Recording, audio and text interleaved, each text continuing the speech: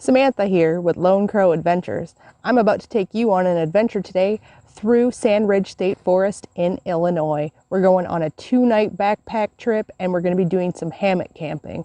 We're expecting some dicey weather, so definitely stay tuned for that. If it's your first time here, consider hitting that subscribe button. There's a ton of content on this channel I know you'll enjoy. Let's go.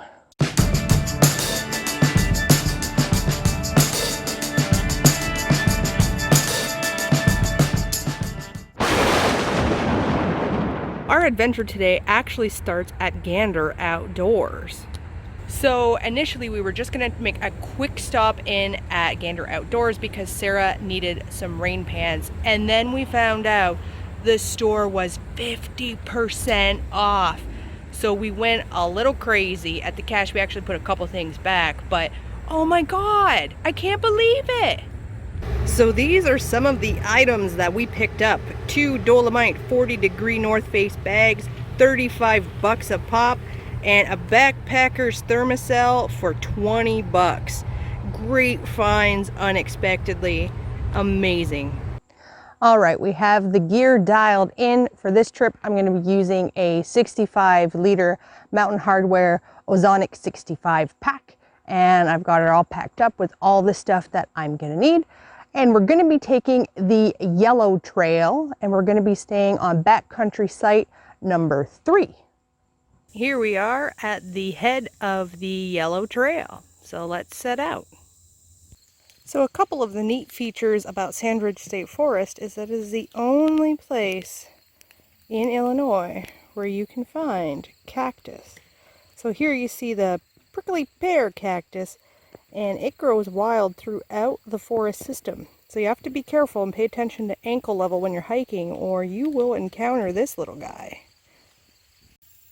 Another interesting feature of Sand Ridge State Forest is these pine trees.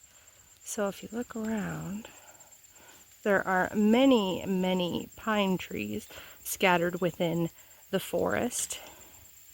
And these were actually planted by homesteaders in the 1930s. So it is one of the very few places in Illinois where you can go camping with pine trees. So it's a great place to go camping in the fall after the leaves have fallen, in the winter, and in the early spring before the trees have budded. Sand Ridge can be kind of a challenging hike. There's a couple reasons for that. Number one, it's sand. So when you step, you have a tendency to lose your footing and you kind of slip backwards. So it feels like you have to take about 30% more steps to travel the same distance as on a regular dirt trail. The other reason that it's tough is there are no natural water sources within the state forest system. So your pack's quite a bit heavier because you're having to pour in all the water you're going to need for your whole trip. So after hiking in sand for 30-40 minutes, you really start to feel it. We have a little frog, Monsieur Grenouille. Always fun to see the wildlife. And we have another Monsieur Grenouille. Hello! I think Sarah may have found our campsite. I think it's right up ahead. This is encouraging. Tell me that signing isn't totally missable though. Like, there's no B3, doesn't tell you what site. The print is half scratched off. It looks like a trail marker. Here we are, our campsite. All right, let's go check out the digs here.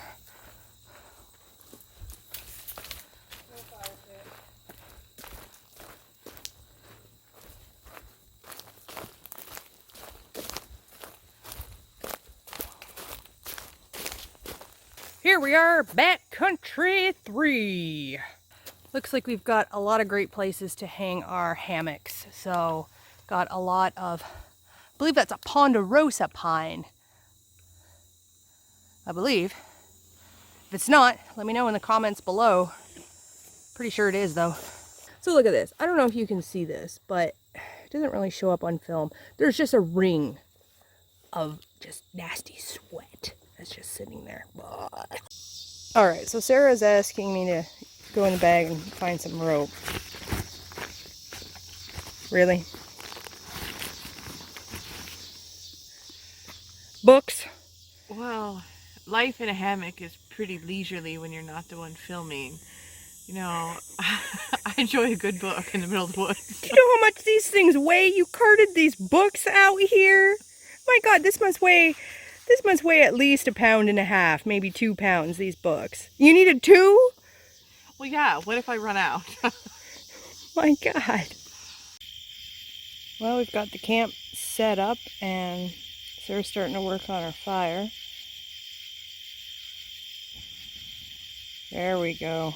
Got some flames now. This is the setup I'm using for my shelter. I'm using a Wise Owl hammock tarp, and I have a woods gathered end hammock.